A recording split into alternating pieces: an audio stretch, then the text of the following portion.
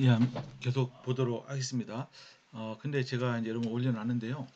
약간 실수한 것이, 어, 이제 마지막 두 강이 있잖아요. 그 두 강이 1강, 3, 4가 아니고 2강입니다. 2강. 그러니까 여러분 파워포인트 2강, 2장짜리 두 번째 장 하고 있으니까 이제 그걸 보시면 되겠습니다.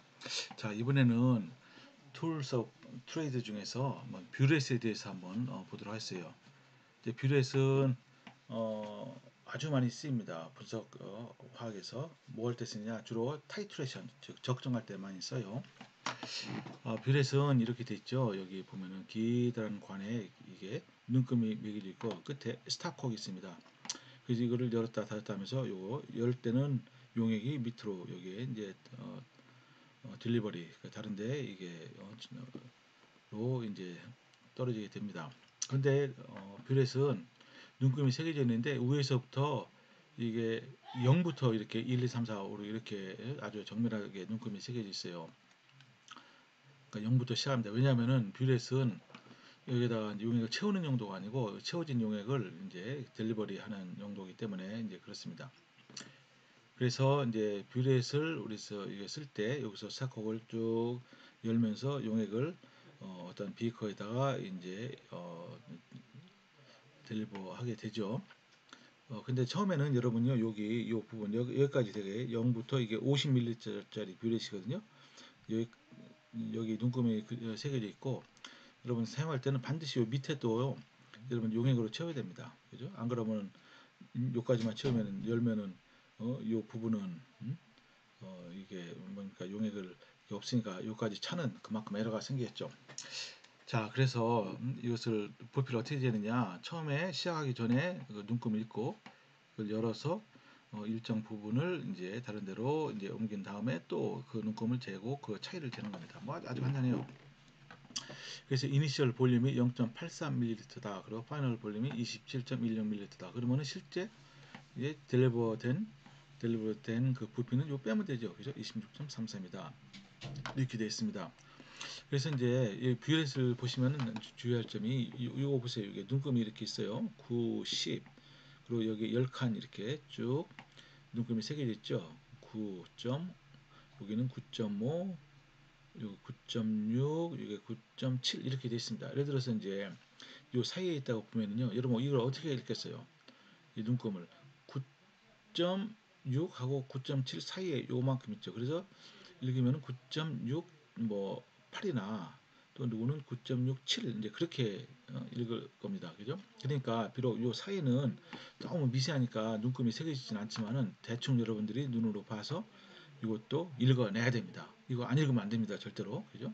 그러니까 요 마지막 요 숫자는 그러니까 뭡니까? 그것은 어, 정확하진 않죠. 그렇지만 의미가 있는 숫자. 그래서 이걸 보고 이제 유효 숫자다 그렇게 얘기하고 있는데 어쨌든 일반적인 그 뷰렛의 그 정밀도 우리가 읽어낼 수 있는 그 부피는요 0.01ml 요거 이 정도까지는 읽어낼 수 있어요. 자, 그래서 한번 이때 한번 uncertainty 그죠? relative uncertainty 상대 불확 불확실성 상대 불확도 그걸 한번 보도록 하겠습니다. 이게 뭡니까? 상대적이니까 이제 퍼센트로 치면 곱하기 100을 하는데 우리가 그 우리가 측정하는 데 있어서의 uncertainty고요. 그것을 측정 크기로 나눈 거가 됩니다. 그러니까 아까 여기 보세요. 50ml짜리 뷰렛을 이용해서 20ml를 이게 딜리버 했어요. 그때 상대 불확실한 정도는 0.05ml다. 이걸 어떻게 하느냐? 이게 이제 테이블을 보시면 아는 겁니다. 여기 보니까 테이블이 어, 안 나와 있네요. 어떤 사용하는 그 뷰렛에 따라서 요, 요 uncertainty가 달라요. 근데 되게 0.05ml까지 읽을 수 있는 뷰렛이다. 그러면은 이게 0.05가 되겠죠. 그래서 측정한 부피가 20ml다. 그러면은 곱하기 100 하면은 0.25%의 정밀도를 가지고 있다. 이렇게 얘기할 수 있고 만약에 40ml를 들고 있어요. 50ml 뷰렛이니까 요 위에 분자는 동일하겠죠. 그 나누기 40. 그러니까 0.12%. 그러니까 가능한 한 많은 양을 이게 우리가 딜리버 하면은 그 상대 오차는 적어지겠죠. 뭐 당연한 얘기입니다. 자, 그런 다음에 이제 우리가 타이트레이션 하는 두 가지 방식이 있는데, 대체로 우리가 뷰렛을 이용해서 타이트레이션 하죠. 그러면 뷰렛은 기본적으로 부피를 측정하는 도구이기 때문에 우리가 대부분의 타이트레이션은 부피를 얼마큼 몇 밀리리터를 우리가 반응하는데 썼냐, 이제 그거 갖고 계산하는데, 근데 꼭 부피만 재서 우리가 실험할 필요는 없죠. 매스 타이트레이션이라고 있어요. 매스, 그죠? 질량을 재서, 그러니까 이 측정하고자 하는 그 용기 밑에다가 이제 저울을 갖다 대는 겁니다. 그래서 저울의 무게 변화를, 우리가 질량 변화를 측정하는 거예요. 되게 귀찮죠, 그죠? 상당히 귀찮습니다. 그런데 이것이 장점이, 아주 결정적인 장점이 하나가 있어요. 있기는 물론 거의 쓰이진 않습니다만은, 뭐냐, 질량은 온도에 따라 바뀌지 않습니다. 그렇지만 볼륨은 온도가 높아지면은 볼륨이, 액체의 볼륨이 팽창하죠. 액체 볼륨뿐이 아닙니다. 고체 볼륨이라도 글래스웨어도 약간 팽창해. 물론 거의 미미하니까 우리가 뭐 전혀 고려할 필요는 없지만, 어쨌든 용액이 볼륨이 팽창하죠. 그러니까 어때요? 이게 온도를 정확하게 측정해서 보정을 하지 않으면은 이 볼륨은 변합니다. 그렇지만 질량은 안 변하죠. 그죠? 온도가 높거나 낮거나 그 질량은 동일합니다. 그죠? 그래서 이제 실제로 아주 정밀한 실험을 하기 위해서는 질량을 측정하면 돼요. 질량. 근데 질량을 잰다는 것은 저울을 그 밑에다가 놓고서 이 질량 변화를 재야 되는 거니까 이 장치가 복잡해집니다. 그죠? 그리고 또 하나 이제 주의할 것이, 이게 이제 물론 이제 볼륨을 잴 때도 마찬가지지만은 용액이 공기중에 노출되어 있으면은 이게 이베퍼레이션, 그러니까 증발을 해요. 이걸 어떻게 보정하느냐, 이거를 여러분들이 어, 좀 고려를 해야 됩니다. 그죠? 그래서 이제 어쨌든 이것도 이제 굉장히 주의해서 하면은 좋은데, 실제적으로는 질량을 측정해서 이제 타이트레이션 하는 경우는 거의 없습니다. 그죠? 어, 뭐 이런 내용이 있어요. 여러분 한번 읽어 보시면은 됩니다. 그냥 읽어 보시고요. 어쨌든 대체로 뷰렛을 이용해서 부피를 측정해서 어, 실험을 한다. 질량을 측정해서 실험하는 거는 거의 없다. 그리고 이제 여기 보니까 엔드 포인트라는 그런 말이 나오잖아요. 이거는 종말점입니다. 실제 이제 반응이 딱 종결되는, 실험적으로 구해지는 그 반응 종결점을 종말점. 근데 이론적으로 얻어지는 그 점을 우리가 equivalence point, 그죠? 당량점, 이렇게 얘기를 하는데, 나중에 타이트레이션 이제 공부할 때 더 자세히 설명하겠습니다. 어, 자, 그 다음에 그래서 이제 주로 부피를 재서 실험을 많이 합니다. 그것이 이제 일반적으로 거의 모든 실험실에서 수행되고 있는 그런 실험이죠. 그때 이제 부피를 재려면은 볼ю메트릭 플라스크라고 해서 부피 측정용 플라스크가 있어요. 그죠? 이걸 한번 봅니다. 근데 여기서 이제 이 부피를 어떤 일정한 농도의 일정한 부피를 재는데 이제 쓰는 플라스크를 볼ю메트릭 플라스크인데, 그것은 여기에 하나의 중요한 개념이 하나 있습니다. 그래서 이제 예를 들어서 말이죠. 이거 보십시오. 이런 거 있어요. 이게 대표적인 볼륨메트리 플라스크인데 이렇게 유리로 되어 있죠. 여기 이제 이렇게 목이 길고 여기 이제 이렇게 부피가 큰 부분이 있어요. 그래서 여기까지 채우면은 이것이 바로 뭡니까? 부피가 되는 거죠. 그죠? 근데 여기 개념이 뭐냐? 여기 이제 500ml다 이렇게 이제 마커가 돼 있어요. 이거 근데 이런 종류가 굉장히 많죠. 500짜리, 250짜리, 1리터짜리 뭐 그죠? 10ml짜리 이게 다양하게 있습니다. 목적에 따라 우리가 선택해 쓰면 되는데, 여기서 그 나온 눈금은요 20도씨에서 캘리브레이트해서 나온 거예요. 근데 공중에서 저것을 만들어서 이제 출하가 될 때 여기 눈금은 20도씨에서 맞춰진 겁니다. 그죠? 그걸 갖다가 이제 TC 20도씨 이렇게 얘기하면, TC는 뭐냐면 to contain, 그죠? 그러니까 이것을 그것까지 딱 채웠을 때 부피다 이겁니다. 왜 이런 얘기를 하냐면은 그 다른 부피를 재는 유리 기구 중에서 TD라고 있어요. 그건 to deliver. 그러니까 이거를 갖다가 다른 데다가 옮겼을 때의 부피를 말할 때는 TD라고 하고, 이미 채워졌을 때의 부피는 TC라고 얘기합니다. 그죠? 근데 이제 볼루메트릭 플라스크는 TC가 돼요, 대부분. 채웠을 때 그때의 부피가 이게 500ml다, 뭐 100ml다, 이제 그렇게 얘기를 합니다. 그러니까 그럼 어떻게 용액을 만드느냐? 먼저 이제 시약을 우리가 이제 넣고서 그걸 이제 물을 되게 이제 용매를 물을 쓰니까 물을 이제 부어서 잘 흔들어서 충분히 녹입니다. 그죠? 근데 처음부터 물을 그 마크가 된 상태까지 넣으면 안 돼요. 적당히 넣은 다음에 잘 흔들어서 용액을 완전히 녹여요. 이제 그런 다음에 이 마크 된 상태까지 물을 채웁니다. 그것도 끝까지 다 채우지 마시고 좀 남겨놓고 그 다음에 채운 다음에 막 이거를 갖다가 다 흔들어서 잘 섞어요. 그죠? 그런 다음에 이제 저 끝까지 채운 다음에 또 역시 여러 번 왔다 갔다 이게 뚜껑을 닫고서 이렇게 이제 그 볼륨메트리 플라스크를 뒤집었다 바로 세웠다 이제 그렇게 한 몇 번 여기 보니까 한 10번 하라고 그러는데 그러면은 균일한 용액이 만들어집니다. 자, 그런데 이제 금방 말씀드린 대로 이 볼륨메트리 플라스크 용량이 다양하게 있어요. 1ml부터 시작해서 2000ml까지 다양하게 있습니다. 이때 톨러런스 그러니까 이것을 어느 정도 에러의 범위에서 요게 선이 그어졌느냐 이 캐패시티가 1ml짜리 볼륨메트리 플라스크는요 톨러런스가 0.02ml입니다.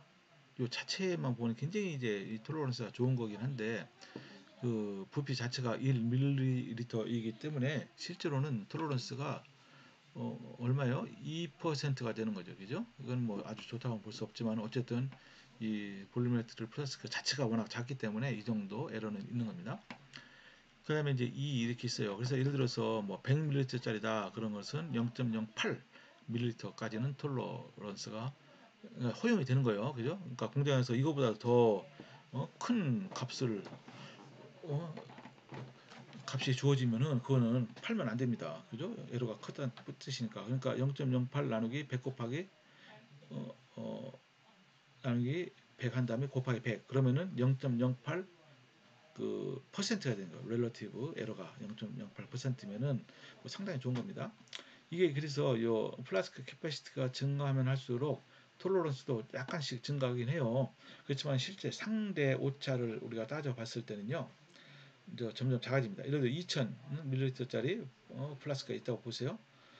이거는 상대 언설턴티는 얼마입니까? 0.5 나누기 2000 곱하기 100이죠. 그럼 얼마가 됩니까? 0.025%가 되죠. 그죠? 그러니까 상당히 좋은 겁니다. 자, 그리고 볼륨메트리 플라스크를 한번 잘 보겠어요. 근데 대부분은 유리로 되어 있습니다. 유리 아니면 플라스틱이에요. 근데 대부분은 유리를 쓰죠. 유리를 쓰는 이유가 왜냐하면 투명하기 때문에 용이 어디까지 찼는지 금방 알 수 있다는 거예요. 근데 이제 여기 보면 눈금이 차 있는데 여기 보세요. 여러분 눈금을 여기 용액을 채울 때 이걸 어떻게 읽냐면요. 이 눈금과 여러분 눈이 수평이 되게 해야 됩니다. 수평이 아니고 예를 들어서 밑에서 봤다. 그럼 어떻게 됩니까? 그러면 여기 눈금이 여기 투명하니까 요 뒷부분의 눈금도 이렇게 여기 점선으로 되어 있는데 이것도 보일 거 아니에요. 그죠? 그래서 이제 앞부분의 눈금과 뒷부분에 보이는 눈금이 이게 일치해야 됩니다. 여러분 예를 들어 위에서 보거나 밑에서 보면요. 요 뒷부분의 눈금이 위로 올라가거나 밑으로 내려가거나 앞부분은 밑으로 내려가거나 위로 올라가거나 그래서 일치하지 않습니다. 그러면 정확한 부피를 측정이 안 되는 거예요. 그죠? 이런 식으로 해서 이제 이용하고 그리고 이제 유리 그 내부가 굉장히 깨끗해야 됩니다. 항상 부피 측정하는 이런 표준 용기의 내부는 깨끗해야 돼요. 그래서 이제 이 내부를 어떻게 깨끗하게 하느냐 이거를 클리닝 솔루션이라고 있습니다. 그것도 팔기도 하고 만들어 쓰기도 하는데 그거를 가지고서 요 채우는 다음에 이거를 이제 다시 이제 일정 시간이 지난 다음에 이걸 덜어내고 여기를 내부를 아주 깨끗하게 이제 증수로 씻으면 됩니다. 근데 그때 이제 쓰는 클리닝 솔루션이 대개 산입니다. 산. 그죠? 산을 쓰면은 내부에 있는 웬만한 물질들은 뭐 지저분한 것들은 다 없어져요. 그죠? 이렇게 합니다. 그리고 유리 같은 거는 뭐가 잘 흡착이 돼요. 그러니까 트레이스 메탈 같은 경우 그죠? 아주 미량의 금속들이 여기 이제 다 흡착돼서 보면은 용액 중에 녹아 있는 거하고 실제하고 흡착되면 더 농도는 더 낮아지게 나올 거 아닙니까? 그러면 안 됩니다. 그때는 뭘 쓰냐면은 이렇게 이제 플라스틱으로 된 이런 용기를 써야 됩니다. 이것도 플라스틱이라도 두께가 아주 두껍지 않기 때문에 여기까지 우리가 그래도 웬만큼 반투명해서 여기까지 눈까지 저를 채울 수가 있어요. 용액을 주로 이제 폴리에틸렌 요 플라스틱을 씁니다. 또 이제 부피를 측정할 때 정밀하게 측정할 때 쓰는 유해 기구 중에 이 파이펫이 있습니다. 그래서 파이펫은 이렇게 두 가지가 있어요. 하나는 여기 나무 눈금이 새겨지지 않는 거고 맨 끝에 여기에 마크 하나 있는 겁니다. 또 하나는 이렇게 다 눈금이 이렇게 쭉 채워진 거예요. 그죠? 그래서 이렇게 그어져 있는 거. 그래서 이것을 우리가 트랜스퍼 파이펫 이렇게 합니다. 트랜스퍼 파이펫. 그러니까 이게 뭡니까? 여기까지 여기서 쭉 여기서 빨아 올리고 여기까지 용액을 딱 채우면은 그때의 볼륨이 이때는 10ml 아주 정확하다 이겁니다. 그죠? 이때는 또 중요한 것이 이 레이블은 TD를 의미합니다. To deliver. 그죠? To contain이 아니에요. 이게 무슨 얘기냐? 잘 보십시오. 여기까지 이제 채운 다음에 물론 이렇게 수직으로 세워서 이거 채우고 우리가 이게 다른 데로 옮길 때도 이렇게 수직으로 이렇게 옮기게 되는데요. 여기까지 채워서 이 옮긴다고 보세요. 그럼 어떻습니까? 여기서 여러분 요걸 손으로 막고 있다가 딱 떼면 여기 있는 용이 쭉 이게 다른 데로 딜리버 될 거 아닙니까? 그럼 어때요 여기? 근데 대부분 물은 이 저기 응집력이 있어서 맨 끝에 약간 남아요. TD라는 것은 딜리버 됐을 때의 부피가 10ml라는 뜻이지 요 남아 있는 거는 이건 정상적인 겁니다. 그래서 여러분들이 예를 들어 이것을 끝까지 입으로 훅 불거내서 맨 마지막 남아 있는 것까지 만약에 다른 데로 옮겨버리면은 그것은 어때요? 10보다도 더 많게 나오는 겁니다. 무슨 말인지 알겠죠? 델리버 됐을 때의 자연스럽게 델리버 됐을 때의 그죠? 이 부피가 10이라는 뜻입니다. 이거 보세요. Last drop does not drain out out of the pipette. 그러니까 마지막 방울은요, 여러분들이 그거를까지 다른 데로 옮기면 안 돼요. 반드시 그렇습니다. 그런 아주 결정적인 중요성이 있습니다. 이런 걸 보고 우리가 트랜스퍼 용액을 다른 데로 트랜스퍼 할 때 쓰는 파이펫이라서 트랜스퍼 파이펫이라고 하고 이거는 뭡니까? 눈금이 새겨져 있어요. 이것도 이제 뷰리액과 이제 비슷한 원리입니다. 여기서부터 0이 새겨져서 쭉 됩니다. 그래서 처음에 시작한 눈금과 마지막 눈금을 그 차이를 재서 읽는 겁니다. 그죠? 이걸 갖다가 이제 눈금이 새겨 있기 때문에 그레이디에이티드 파이펫 또 이렇게 얘기하기도 하고 이걸 개발한 사람의 이름을 따서 more 파이펫 또는 메저링 파이펫 이렇게 얘기하기도 합니다. 그래서 어쨌든 뭐 이름은 그렇고요. 그래서 두 종류의 파이펫이 있다 이렇게 얘기하고요. 그래서 파이펫도 이게 클래스 A 경우에 이 톨러런스 허용되는 그게 있어요. 예를 들어서 굉장히 작은 파이펫이 0.5ml까지 있어요. 그것은 톨러런스가 0.006ml다. 그죠? 굉장히 작지만은 상대 오차를 보면요. 그렇게 작진 않아요. 그래서 이제 볼륨이 크면 클수록 톨러런스가 증가하긴 하지만 에러는 상대 에러는 더 줄어듭니다. 그래서 100ml짜리는 어때요? 상대 에러가 톨러런스가 0.08ml니까 그것은 상대 에러는 0.08%가 되는 거죠. 그죠? 근데 이제 마이크로 파이펫이라고 해서 우리가 이것을 실험실에 많이 써요. 왜냐하면 다루기가 훨씬 편합니다. 여러분 요거 보세요. 이런 거. 어, 여기 이제 요게 이런 모양으로 되어 있는데 요 팁을 여기에 꽂아서 쓰게 됐어요. 이건 되게 일회용입니다. 한번 썼다가 버리고. 이건 주로 이제 생물을 하는 사람들이 많이 씁니다. 이게 뭐냐? 마이크로 파이펫을 여기다 팁을 쓰고 해놓고 여기에 나오나요? 안 나오는데 여기에 이제 저거 다이얼 같은 게 있어요. 이걸 돌려서 그 부피를 조정하게 되어 있습니다. 그래서 예를 들어서 우리가 이제 어느 부피를 맞췄어요. 막 50 마이크로루트다. 그러면 거기로 딱 맞춘 다음에 다이얼을 그다음에 요거를 갖다가 한번 눌러요. 누른다 이게 요걸 우리가 취하고자 하는 용액에 집어넣고 누른 다음에 딱 떼면은 그 부피만큼 쭉 빨아 올려줍니다. 그런 다음에 이거를 우리가 원하는 곳에다가 놓고서 이거를 딱 꾹 누르면 여기 있는 그 용액이 딱 전부 다가 델리버가 되는 거예요. 그죠? 그러니까 이것은 동일한 작업을 빨리빨리 막 할 때 이게 굉장히 유용하겠습니다. 물론 이 파이프 자체는 되게 비싸죠. 수십만 원 합니다. 하나에. 근데 굉장히 정밀해요. 네? 이제 이런 걸 보고 마이크로 파이펫이다. 왜 마이크로 파이펫이냐? 굉장히 미세한 그런 부피를 옮길 때 쓰기 때문에 이제 그렇습니다. 되게 1에서 1000 마이크로 리터까지 되게 옮길 수가 있어요. 뭐 큰 것도 있습니다. 용량이. 그래서 이걸 다룰 때는 굉장히 조심해야 되고 주의할 점이요. 이거를 산을 옮길 때는 쓰면 안 돼요. 산. 왜냐면 산의 그런 이게 증기가 타고 올라가서 요 내부에 아주 정밀한 그런 장치가 있는데 그거를 부식시킬 수가 있어요. 저도 학생이 산에다가 황산 용액을 이걸 옮기다가 한 번 쓰고 몇십만 원짜리 그냥 날려버린 적이 있어요. 이건 도저히 수리가 안 됩니다. 어쨌든 이렇게 이런 파이프도 있고 요즘은 저 실험실에서 참 많이 쓴다. 어디서까지 쓰냐면 일반 화학 실험실에도 쓰고 있어요. 학부 실험실에도 많이 쓰고 있습니다. 나머지 내용은 여러분들이 한번 보시기 바랍니다. 그래서 마이크로 파이펫은 이제 공장에서 나올 때 톨러런스가 딱 정해져 있습니다. 그죠? 이렇게 이제 마이크로 파이펫은 딱 부피가 정해져 있는 게 아니에요.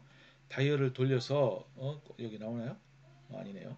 다이얼을 돌려서 부피를 조정해야 돼 있어요. 예를 들어서 2ml짜리 마이크로 파이펫이다. 그러면요 0.2에서 예를 들어 대강 2ml까지 그 다이얼을 돌려서 그 부피를 맞출 수가 있어요. 그죠? 굉장히 이제 편하죠. 그죠? 근데 이 정도 파이펫의 에큐러시는 8%다. 그죠? 뭐 프리시션은 4%다. 그 정도. 그대 반면에 이것이 부피가 점점 커지면은 어때요? 에큐러시도 점점 더 좋아지죠. 1.6% 이게 이제 에러를 뜻하는 겁니다. 프리시전 정밀도도 점점 좋아지고 이제 그런 겁니다. 이게 이제 10% 취했을 때고 100%까지 다 취하면 훨씬 작아지겠죠. 왜냐하면 끝까지 취하니까 볼륨이 더 커지니까 그냥 한번 참고해 보기 바랍니다. 여기 보니까 픽스트 파이펫하고 비교해 봤어요. 이거 10ml짜리 마이크로리터짜리인가요? 이것은 10은 여기니까 0.8 뭐 비슷합니다 거의. 그냥 마이크로 파이펫이라고 해서 전혀 꿀릴 게 없어요. 대강 비슷하거나 더 좋죠, 그죠? 근데 되게 비싸다는 게 좀 흠이죠. 그 다음에 이제 슈린지 한번 주사기를 보겠어요. 이것도 주사기도 부피를 재는 데 쓸 수 있어요, 그죠? 대부분 이제 주사기는 어떻게 되냐면 여기 이제 눈금이 달린 그런 실린더가 있고 요게 이제 플런저라고 해서 말하자면 피스톤 같은 거죠, 그죠? 요게 이제 실린더로 하면 안 되지. 배럴이 있고요. 여기 끝에다가 주로 스테인레스로 바늘이 있습니다. 아주 날카로운 바늘이 있어요. 그래서 요게 이제 요 플런저를 쭉 빼면은 요게 이제 용액이 딸려 올라가겠죠, 그죠? 그래서 이제 그 에큐러시는 1% 정도 됩니다. 그러니까 아주 높은 건 아니에요. 그래서 이제 이것은 이게 전부 다 유리로 되어 있고 요 부분만 니들만 그러니까 스테인리스 스틸로 이제 됐어요. 그죠? 스틸. 그러니까 이제 요 스틸이니까 여기다가 이제 산 같은 거는 조심해야 됩니다. 빨리 쓰고서 이제 씻으면 되겠지만은 어쨌든 그런 거 조심해야 되고요.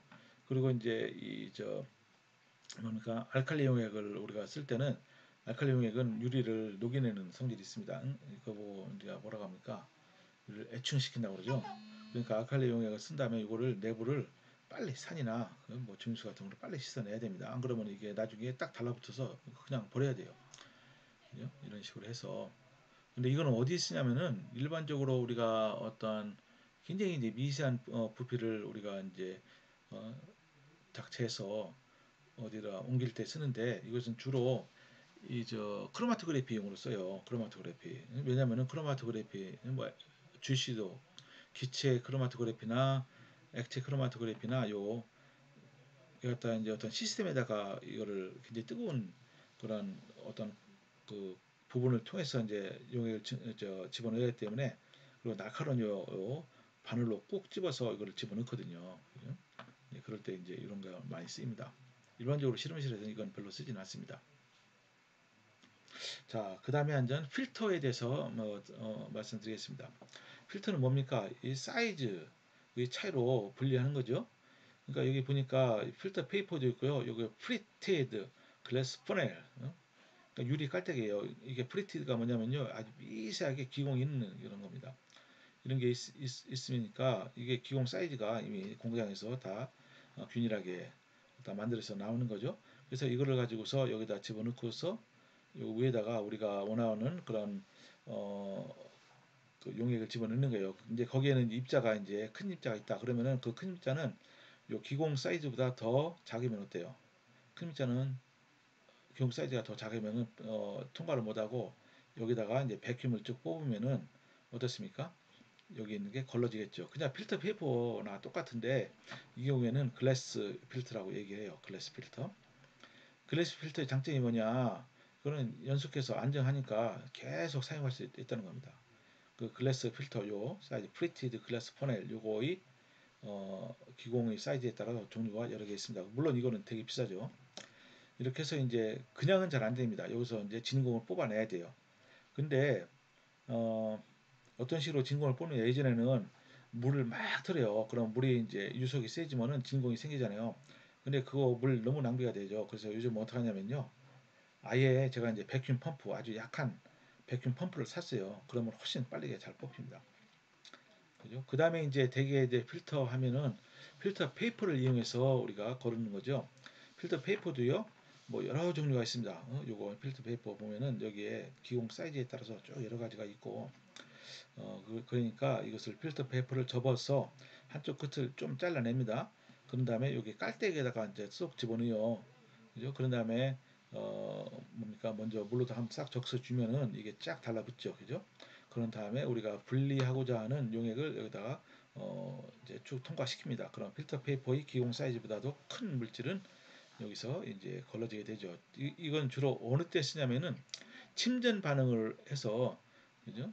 걸을 때 침전물을 걸을 때 쓰게 됩니다.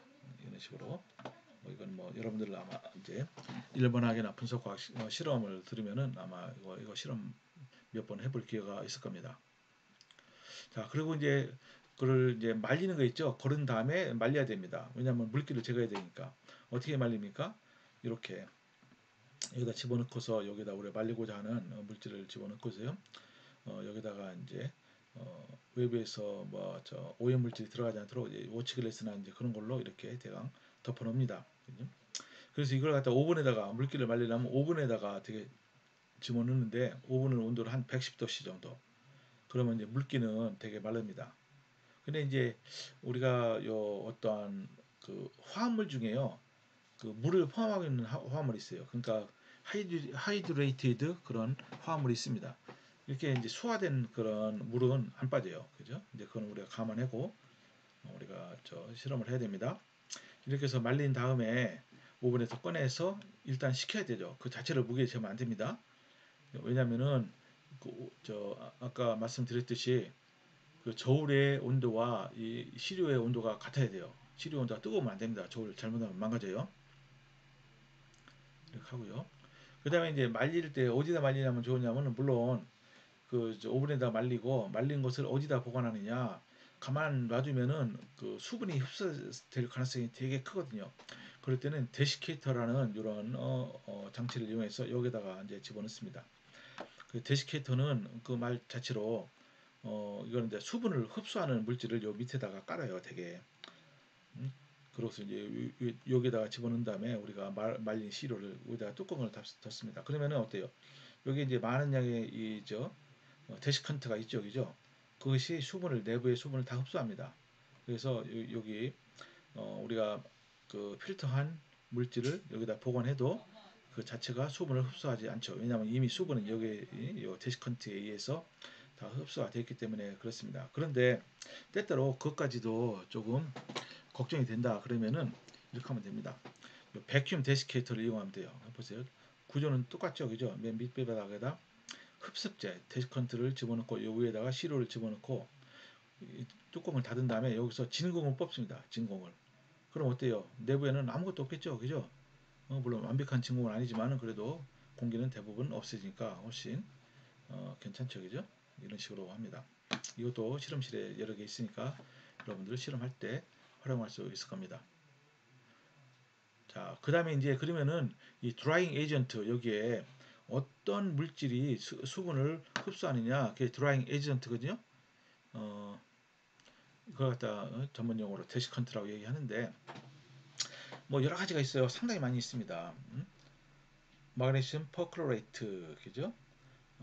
이걸 쓰면은요, 이게 물을 잘 흡수해서 공기 중에 리터당 물이 0.2 마이크로그램밖에 안 돼요. 그러니까 굉장히 흡수를 잘해요, 그죠? 그래서 이제 이거를 써도 되고요. 바륨 옥사이드를 써도 돼요. 그런 2.8 마이크로그램. 알루미나도 물을 잘 흡수합니다. 2.9 마이크로그램. 그다음에 포스포러스 펜톡사이드라고 이거 제가 제일 많이 썼어요. 실험할 때 예전에 여기서 석사할 때 포스포러스 펜톡사이드인데 펜타 하면은 이게 산소가 5개가 되죠. 그죠? 근데 이거를 두로 2로 나눠 보세요. 그럼 P2O5 기본적인 구조가 P2O5인데 실제 존재할 때는 P P4 5, 10이 이렇게 됩니다. 이렇게. 그죠? 근데 이름은 포스퍼러스 펜톡사이드라고 해도 상관없어요. 이것도 물을요. 이거는 하여간 무지무지 빨리 흡수합니다. 이게 이제 약간 하얀 가루는 아니고 약간 하얀색이죠. 근데 이제 이게 공기 중에 노출이 되면요. 눈으로 봐도 아주 이 물이 흡수돼서 눅눅해지는 게 눈에 보일 정도로 굉장히 흡수를 잘해요. 그다음에 칼슘 설페이트 이거는 이제 그렇게 좋은 흡습제는 아닙니다. 실리카 젤을 또 많이 써요. 이게 보면 SiO2 여기 표면에다가 뭘 코팅해 놔서 이게 물이 흡수하지 않았을 때는 이게 파란색인데요. 물이 흡수가 되면 이게 붉은색으로 바뀌게. 그래서 이제 언제 그걸 가려야 되는지 그 시기를 알려주는 역할도 합니다. 그거는 별로 그렇게 좋지는 않죠, 그죠? 1리터당 흡수를 하고도 공기 중에는 물이 70 마이크로그램은 남아 있다 이겁니다. 자, 여기서 일단은 한번 멈추도록 하겠습니다.